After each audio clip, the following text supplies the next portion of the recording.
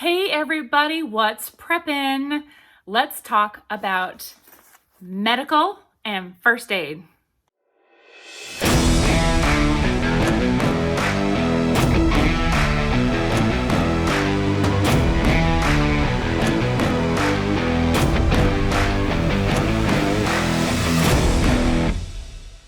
First off, I'm not a doctor or a nurse, and I haven't played one on TV. I want to talk about the things that I have found helpful, what we are using, how we even got started in doing prepping for, medical emergencies. So back in September, my youngest daughter, who's 15, and I went to the Red Cross and we got training in infant and adult first aid, CPR, AED, all of that. So we are certified to take care of infants and adults and to respond to emergency situations. I have had to do this for the past 5 or 6 years as a troop leader for American Heritage Girls. That was just required of us as leadership. We always had to have at least 2 people in our troop board that were, CPR and first aid certified. Now for my daughter, who is up in one of the highest levels in American Heritage Girls, for her highest award level, she has to have the emergency preparedness badge. And that's perfect for people like us, right? And in there, it required her, in order to earn the badge, one of the requirements was to be certified in infant and adult CPR and first aid. It is beneficial if someone in your family goes through that class and becomes, gets that certification, because they will have gone through the training, the hands-on training, the class knowledge, and all of that. It helps to have someone in your family that is able to respond to emergencies. What I want to share are ways for you to get started with your first aid preparedness and getting things aside for your medical preps. What we've done was have these little first aid kits, and we found them at CVS. They're about 20, I think they were right around $20. If not, it was 30, but it wasn't too expensive to invest in a kit to have on hand. And, they were inexpensive enough for us to have a couple. I keep one in the car, and we have one in the RV. So I want to go over this, and I'll just show you what this looks like on the inside. And I want you to look out for one that is similar to this. You might be able to find something similar to this that Johnson & Johnson makes. You can find those in a hard red box, and you can find those at Walmart. When you see them, get them. It's a great way to get started. It has all of the basic little things in there, and you can just keep it.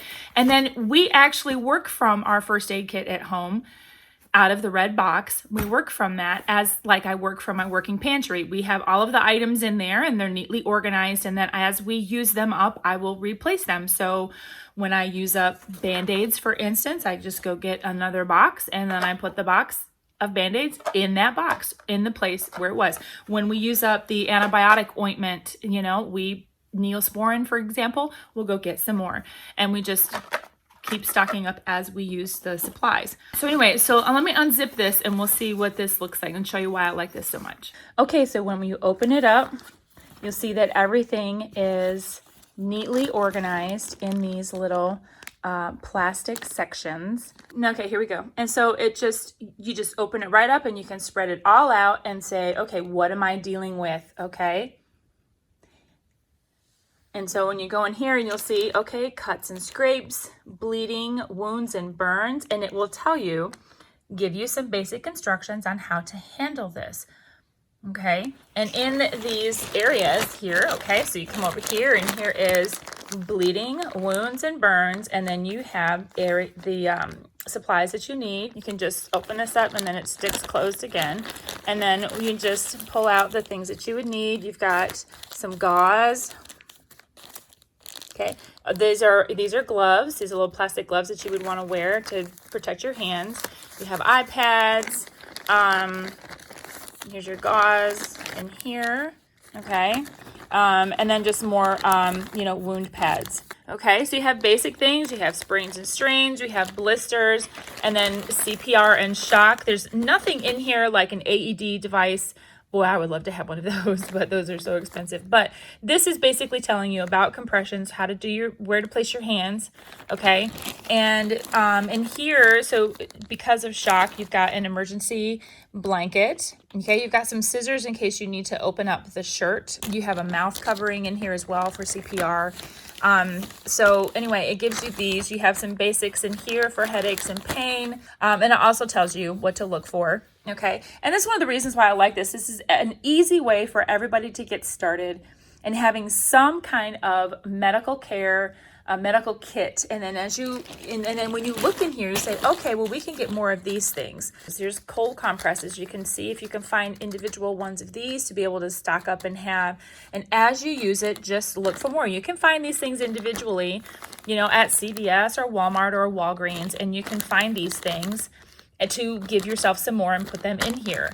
Okay. And then you can just keep it all categorized. I like this. This is great for first aid, getting something on yourself to be able to take care of yourself in an emergency, or to have in your car, maybe at work, just all different places. I have found a lot of deals at the Dollar Tree, where you're able to buy, boxes of Band-Aids, for $1. These are actually really good Band-Aids. There's 26 in here. These are all the same size. Be careful when you're looking for Band-Aids that sometimes these boxes will have multiple sizes in there, and most of the time I end up wasting a bunch of them. I have to just kind of keep putting them in a separate little bag because I don't use all the little ones. I use these the most, and so these are the ones I'm always shopping for the most. When you're buying over-the-counter medications, you want to pay attention to what you're getting, like if it's a generic. So you want to look and make sure that it's, it'll say what you can compare it to up here. And you also want to look for, the strength, 500 milligrams, okay? This would be the extra strength Tylenol, okay? Regular Tylenol is somewhere around 200 milligrams, okay? Same thing with ibuprofen. Look at your medications that you want to have.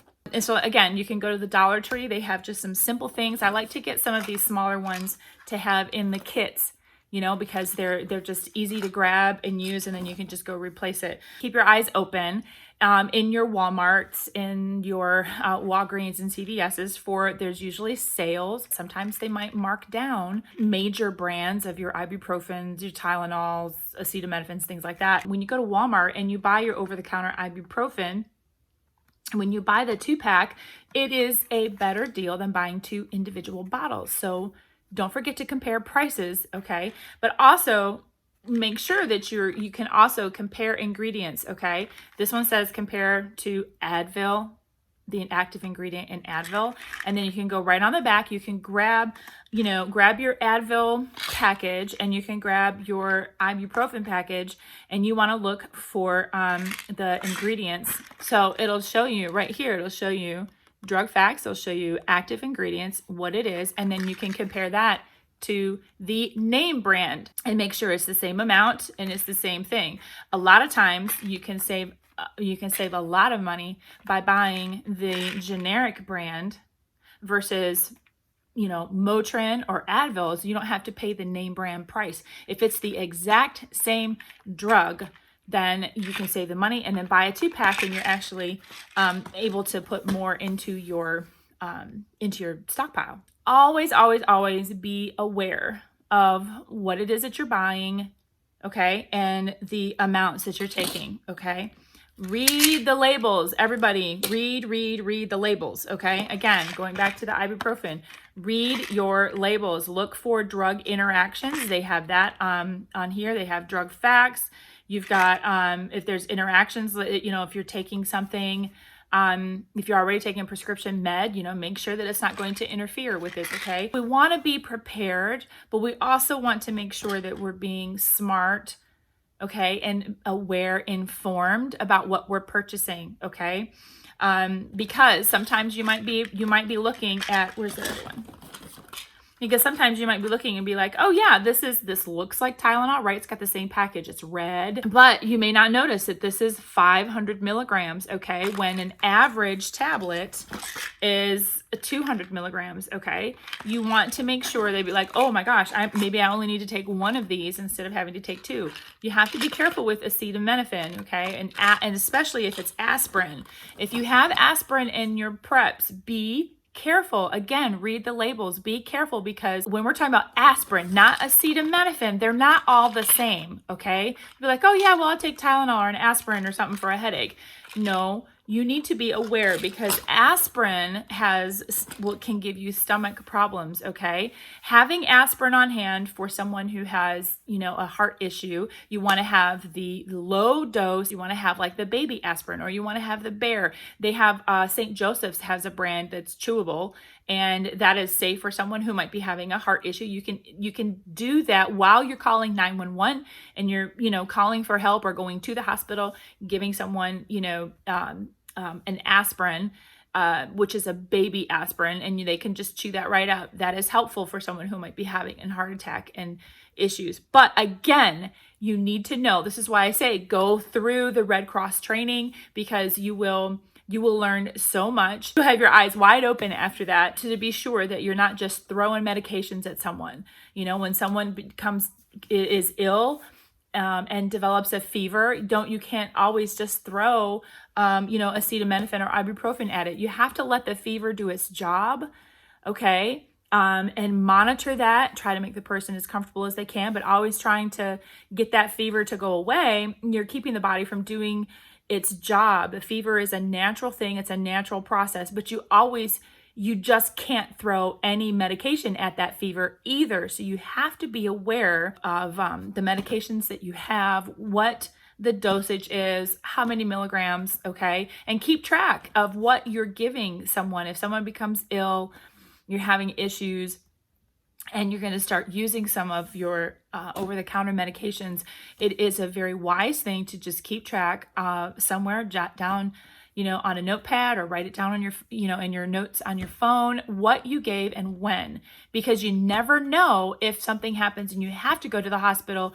and they want to ask, has this person had any medications? And then you forgot how much it was or what time it was, because that could be a very important piece of information in their treating you, okay? And so we want to be informed, be responsible with all of the medications that we're buying and our first aid kits, okay? We want to be responsible and use them wisely. What are some medical preps that you guys are doing? What are some of the over-counter medications do you have? What kind of emergency kits do you have? Is any one of you first aid certified by the Red Cross? Let me know. Let me know what you guys are doing and how you're preparing for medical emergencies. Leave a comment down below, and don't forget to like and subscribe, because I appreciate the support, and I thank each and every one of you for watching and supporting my channel. So until next time, y'all, prep it up, pack it up, and stack it up.